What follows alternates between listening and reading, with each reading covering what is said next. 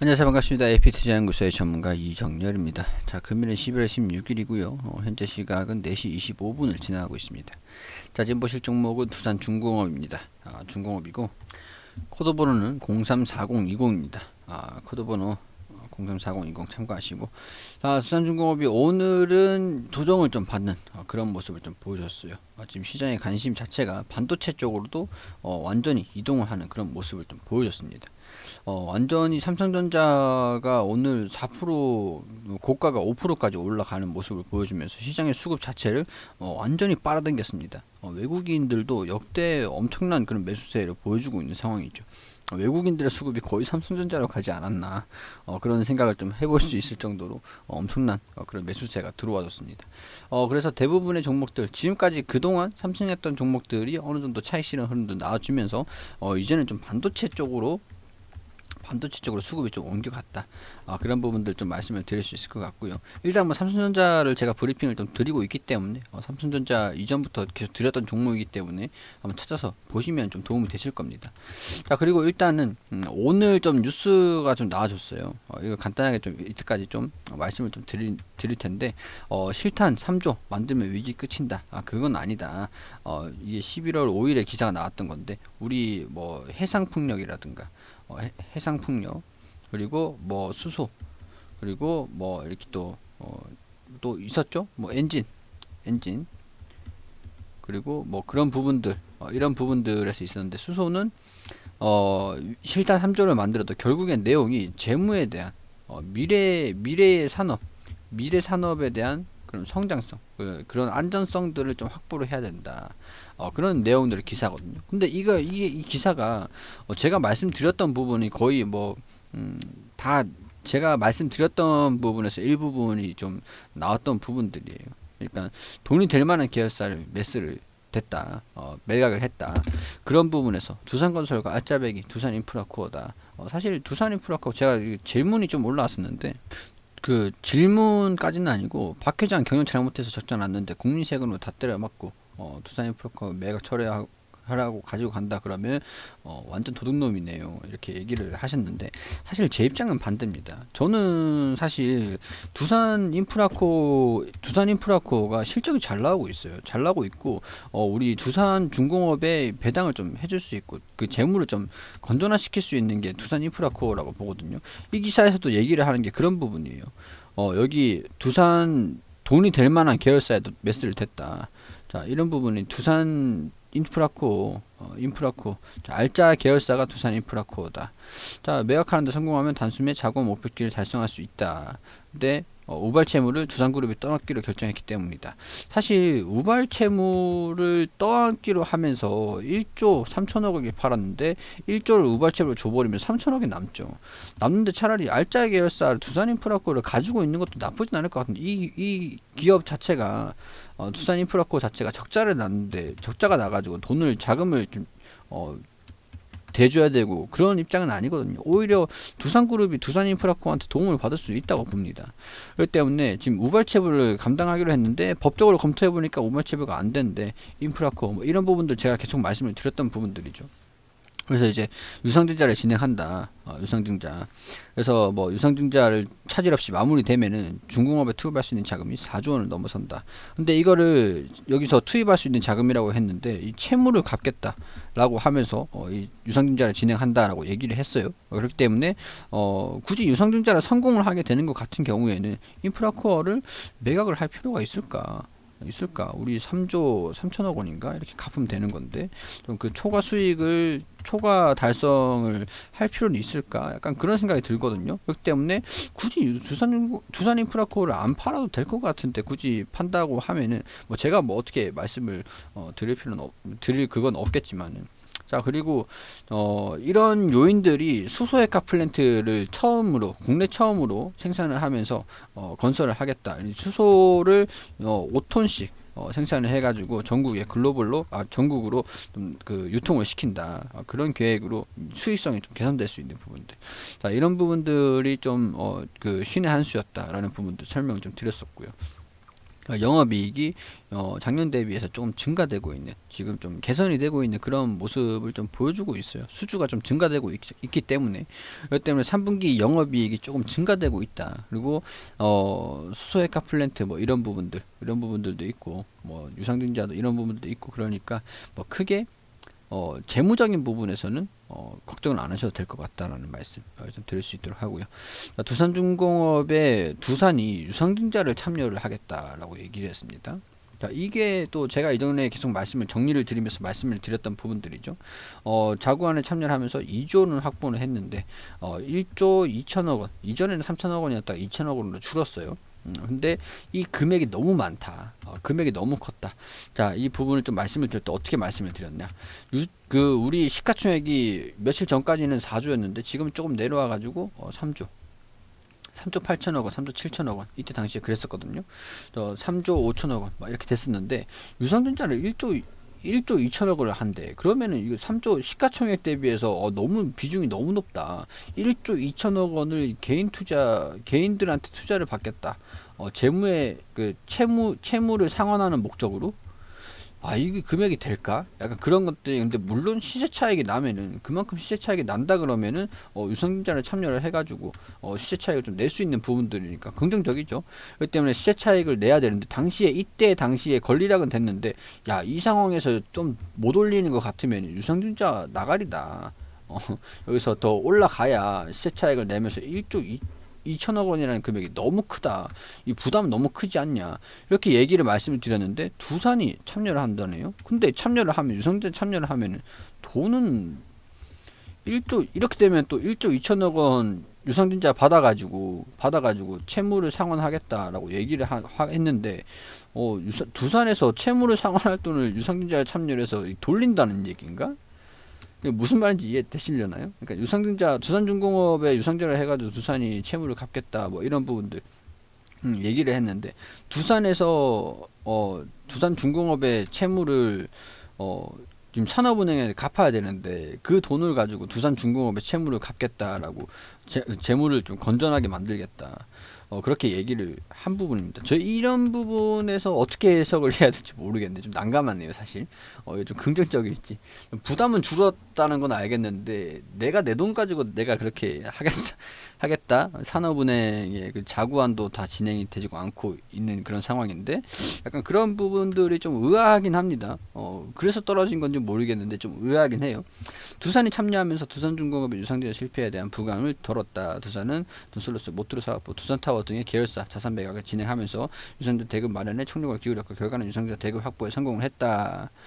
채무 상환에 필요한 자금을 확보하면서 개선된 재무구조를 바탕으로 사업 전환을 가속화할 것. 오너일가가 두산퓨어셀 유상증자를 참여를 포기하면서 두산퓨어셀 최대 주주로 올라서는 건 역시 긍정적이고, 두산퓨어셀 자회사로 편입돼서 연결 실적으로 반영된다면 산업 전환기 실적 공백을 메꿔줄 것. 자, 그래요. 이 계열사를 다 팔아제끼면서 유상증자에 참여를 하겠다라고, 돈은 안 갚고 말이죠. 채무 상환에 필요한 자금을 확보를 하면서 개선된 재무구조를 바탕으로 사업 전환을 가속화할 것. 그건 알겠는데, 채무부터 먼저 좀 갚아야 될 건데, 재무구조를 갚으면서 채무를 천천히 갚아나겠다, 뭐 이런 얘기를 하는 것 같기도 하고요. 오너일가가 두산퓨어셀 유상증자 참여를 포기를 하면서 두산퓨어셀 최대 주주로 중공업이 올라서죠. 지금 오너일가가 두산퓨어셀 지분도 블록딜로 팔고 있는 형국이니까, 두산퓨어셀 입장에서는 유통 비율이 증가가 된다는 것 자체는 뭐 나쁘지도 뭐 실적 자체가 증가되면 유통 비율이 올라간다 그러면 긍정적일 수도 있죠. 그러니까 뭐 이런 부분에서 두산퓨어셀 부분도 이전에 설명을 좀 드렸던 부분이기도 하고요. 두산중공업이 13일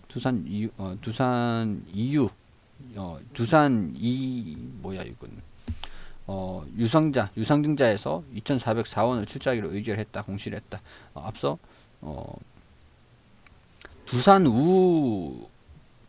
아닌데 그냥 두산 퓨어셀 유상증자인 것 같네요. 앞서 채무상환금 마련을 당초 일정을 두산중공업이 두산그룹이 두산이 그냥 띄어쓰긴 안 한 것 같습니다. 여기서 두산중공업이 13일 두산이 유상증자에 2,404억 원을 출자하기로 의견을 했다. 앞서서 두산중공업은 채무 상환 자금을 마련하기 위해서 1조 3천억 규모의 유상증자를 결정 공시한 바 있다.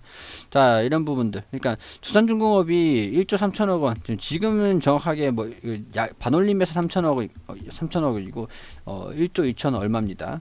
여기에서 두산이 이 유상증자에 좀 참여를 하면서 부담을 좀 줄여주겠다.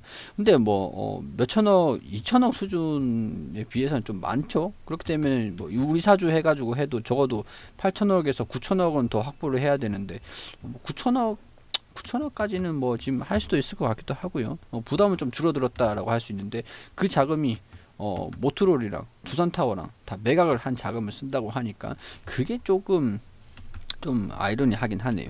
자, 일단은 뭐 그렇습니다. 일단은 두산중공업에서 유상증자를 참여를 하겠다라고 얘기를 했던 거는 좀 긍정적이다. 부담은 줄어들 수 있다. 부담은 좀 줄일 수 있다. 근데 이 자금이 채무 상환 자금, 우리 그 산업은행에 줘야 되는 그 자금들. 자, 우선은 두산 입장에서는 두산중공업에 진짜 심혈을 엄청나게 기울이고 있는 것 같습니다. 두산이 앞으로 두산중공업이 두산을 먹여 살릴 것이다. 그런 부분들을 기대를 하면서 엄청나게 심혈을 기울이고 공을 엄청나게 공들이고 있는 모습을 보이고 있죠. 그 때문에 유상증자가 이제 12월 달에 이제 청약을 진행하는 걸로 알고 있습니다. 좀 봐야 되지 싶은데 그 공시를 자세히 또 봐야 알 수 있을 것 같은데 일단은 오늘 시장에서 좀 조정을 받았던 부분들은 이런 유상증자를 참여를 해서 시장을 조정을 받았는지 아니면은 수급이 전부 다 반도체 쪽으로 가서 그런 건지 그런 부분들에서 정확하게 말씀을 좀 드리기는 좀 애매하긴 하지만은 우선은 자, 외국인의 지분 자체가 그 수급이 긍정적으로 진행이 되고 있다라는 부분들. 자, 이런 부분들을 보면은 언젠간 한번 터지긴 하겠구나. 유상증자 진행을 하면서 언젠간 한번 터지긴 하겠구나. 기대감은 동반되고 있구나. 그런 부분들을 확인할 수 있는 요인들이라고 할 수가 있겠죠. 정확하게 중요한 것은 이제 유상증자 이후가 될 것 같아요. 유상증자 이후에 채무를 상환을 하는지 이게 가능한지 안 한지 여부가 유상증자를 성공을 했냐 아니면 실패를 했냐 여부의 갈림길에 걸릴 수 있을 것 같고요. 성공을 했다 그래도 1.2조 제가 이거 말씀을 드렸을 때 유상증자에 참여를 하면서 부담은 좀 줄어들었다 이렇게 얘기가 나왔다고 했잖아요. 그러니까 부담이 있는 거예요. 금액이 너무 크니까. 근데 이렇게 부담이 있는 금액을 유상증자에 참여를 하면서 시장에 이런 주식수가 풀린다? 주식이 풀린다? 그런 부분들을 봤을 때도 시가총액이 3조 뭐 5천억에서 3조 4조까지 왔다 갔다 하는 기업인데 1조가 적어도 9천억 두산이 2천억 가량을 그 두산이 유상증자에 참여하면서 지분이 뭐 유통이 되지 않고 가지고 있는다고 하더라도 9천억 정도가 시장에 풀리면은 이 금액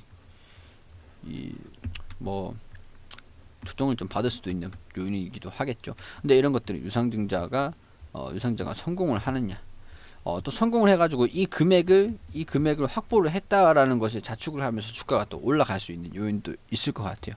올라가다가 유상증자의 그 주식 수량이 올라가다가 성공을 했다 그러면 올라가다가 이 거래 이제 된대 시장에 풀린대라고 하면은 좀 조정을 받고 그런 움직임을 보여줄 수는 있을 것 같아요. 일단은 나쁘진 않을 것 같습니다. 오늘 뭐 이렇게 유상증자에 참여를 한다라는 소식이 저는 일단은 뭐 어떻게 봐야 될지 모르겠네요. 좀 좋게 봐야 될지 나쁘게 봐야 될지 그런 부분들을 일단 말씀을 좀 드렸는데 참고하시고 오늘 좀 조정을 받았던 거는 뭐 최근에 좀 많이 올랐으니까 이런 부분에서 이 정도 조정은 좀 받아줄 수 있죠. 그런 부분에서 좀 이해를 하고 여기 이 부분 여기 14,000원 15,000원 부분에서 반등이 좀 나와주기를 기대를 해보면서 지켜볼 수 있도록 하겠습니다. 자, 여기까지 브리핑을 드리도록 하고요. 참고하셔가지고 가지고 계시는 분들도 있으실 거고 좀 매각을 할까 매도할까라고 좀 생각하시는 분들도 있을 거고 매수를 할까라고 생각하시는 분들도 계실 거예요. 참고로 하시고 제가 이렇게 말씀을 드리는 거 제가 사세요 파세요 이렇게 말씀을 드리는 종목은 없습니다. 좋으면 좋다 나쁘면 나쁘다 뭐 이런 상황에서 객관적으로 판단을 해라 라고 이렇게 말씀을 드리는데 제가 이렇게 이런 부분들 좀 다양하게 계속 말씀을 드리고 있으니까요. 참고로 하시고 매매하시는데 도움이 좀 되셨으면 좋겠다는 말씀 드릴 수 있도록 하겠습니다. 그리고 우리 AP투자연구소에서는 매일매일 무료로 종목 추천을 해드리고 있습니다. 여기 네이버에서 AP투자연구소라고 검색하시면 상단 부분에 여기 홈페이지 나오실 겁니다. 홈페이지로 들어오시면은 여기 라이브 깜빡깜빡거리는데 밑에 2020년 무료 추천 종목에 들어오시면 여기 하단 부분에 저희가 매일매일 이렇게 종목을 추천해드린 내역들이 확인이 되시죠. 자, 11월 13일 금요일 추천 종목들 한번 볼 수 있도록 하겠습니다. 여기 밑에로 쭉 내려보시면은 우리가 장전에는 유효 증시가 어떻게 움직였는지 그런 부분들 좀 설명을 드리고 동시효과 상황도 설명드렸고 9시가 되면은 우리 소장님께서 종목 추천을 9시에 한국테크놀로지 현재가 1310원 그리고 1차 목표가 1350원 손절가 1230원으로 대응하시라고 말씀드렸고 9시 2분에 대한항공 우 현재가 29,000원 기준 매수 1차 목표가 29,900원 손절가 28,000원으로 대응하시라고 말씀드렸고 9시 3분에는 파밀셀 현재가 21,600원 기준 매수 1차 목표가 22,250원 손절가 2,600원으로 대응하시라고 추천드렸습니다. 자, 그리고 9시 5분에 추천드린 대한항공 1차 목표가 달성 이렇게 차트를 통해서 또 설명을 드리면서 호가창도 이렇게 보여드리고요. 상세하게 리딩을 해드리고 있고요. 자, 그리고 한국테크놀로지 최고가 1차 목표가 달성을 했다 이런 식으로 좀 단타로 빠르게 좀 수익을 드릴 수 있도록 그리고 세 종목 추천해서 두 종목 수익 한 종목 보유 중이다 이렇게 수익 종목과 보유 종목 이런 식으로 손절가 목표가 매수가 잘 지켜주시라고 설명을 다 드립니다. 이렇게 댓글로 좀 상세하게 자세한 브리핑을 도와드리고 있는 상황들이죠. 이런 것들이 댓글로 보면 확인할 수가 있는데 자, 그리고 뭐 시장이 어떻게 움직이는지 뭐 관련 이슈들 이런 것들이 좀 나오고 있는 상황들 다 설명을 드리면서 진행을 하고 있습니다. 자, 그리고 9시 38분에 무료 추천주 파밀셀 급등을 하면서 목표가 달성을 했다 이렇게 안내를 드렸습니다. 자, 이런 식으로 매일매일 종목 추천을 드리고 있으면서 시장 장중 동안 어떤 종목들이 어떻게 움직이고 있는지 그리고 뭐 어떤 이슈들이 좀 있는지 그런 부분들 다 설명을 드리고 있으니까요. 도움이 필요하신 분들 와서 도움을 받으셨으면 좋겠고 여기 홈페이지 오른쪽에 주식 강의 자료라고 있습니다. 그러면 저희가 여기 오시면 저희가 강의들 자료들을 여기 올려놓고 보실 수 있도록 안내를 도와드리고 있거든요. 무료 추천 종목이랑 같이 수익도 내시고 공부도 같이 하시면 좋을 것 같습니다.